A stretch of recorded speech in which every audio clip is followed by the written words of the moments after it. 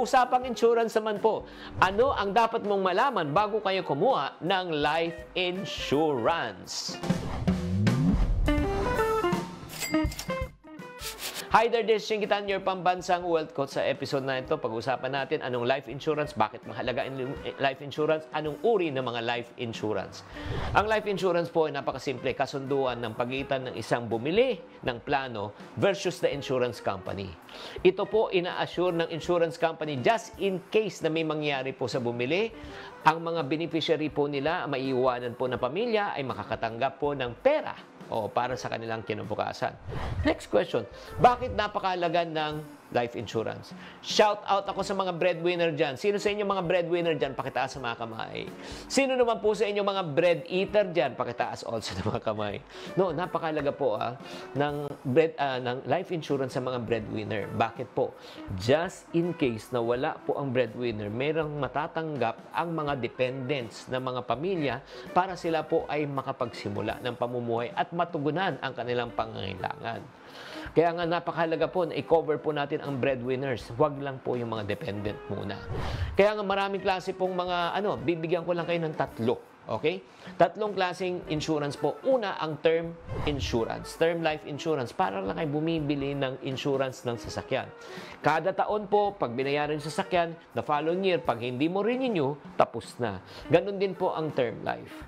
Ang kagandahan lang po ng term life po dito ay because mas affordable at mas mura. Dahil every year ka lang nagbabayad. Pangalawa po, ang whole life insurance. Ito ay nagbibigay ng coverage ng buong buhay, insured.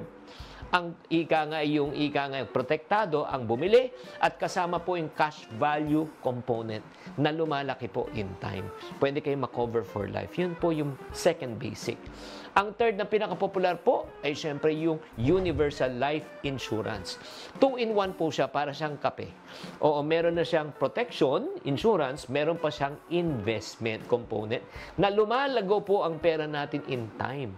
Diba? Ang kagandahan po dito, sa universal life, kahit buhay pa kayo, meron na pwede kayong mag-withdraw ng pera in due time para ma-enjoy nyo ang buhay nyo. Hindi nyo kailangan mawala sa mundo na imbabaw na ito para ang makinabang po yung mga mahal nyo sa buhay. Hindi. Pag kayo nakakover sa universal life insurance, ibig sabihin kahit kayo ay buhay, pwede kayong makatanggap. Dapat nating alalahanin, isaalang-alang bago tayo bumili. Siyempre, yung affordability, kaya ba natin? Number 2, company reputation. Number 3, kung ano po ang kasama at di kasama po sa insurance. At pang-apat po, kung gaano nyo katagal ang babayarang insurance. Kaya mag-research muna kayo, magtanong muna kayo bago kayo bumili. Baka pumasok po tayo na hindi po akma ang binibili nyong insurance para sa inyong kakayanan.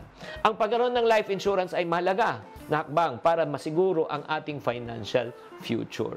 Kung nagustuhan nyo itong video na ito, huwag nyo kalimutan na mag-subscribe po sa aming 1PH na website. Tatandaan, tamang karunungan, tamang disiplina po ang susi sa pagyaman.